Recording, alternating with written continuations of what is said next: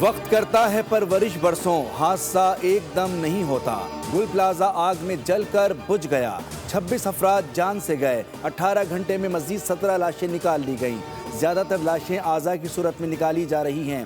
عیدی سردخانے منتقل کر دیا گیا، ڈی این اے کے ذریعے شناخت کی جائے گی۔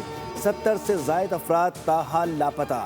40 گھنٹے بعد آگ پر قابو پا کر کولنگ شروع کر دی گئی۔ ریسکیو اہلکار پلازا میں داخل ہو گئے۔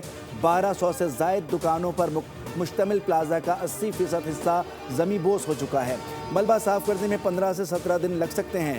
گل پلازا میں آگ ہفتے کی رات 10:15 بجے لگی، جو بروقت بجھائی نہ جا سکی۔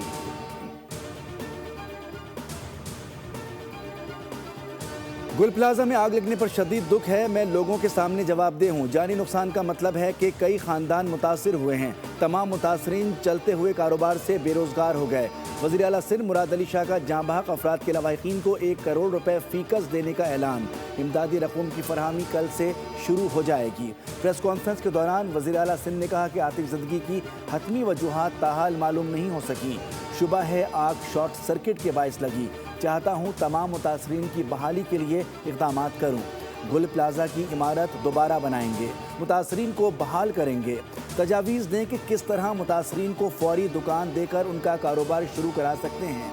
سندھ حکومت آگ لگنے کی فورنزک رپورٹ کروائے گی، جس کی غلطی ہوگی اسے سزا ہوگی۔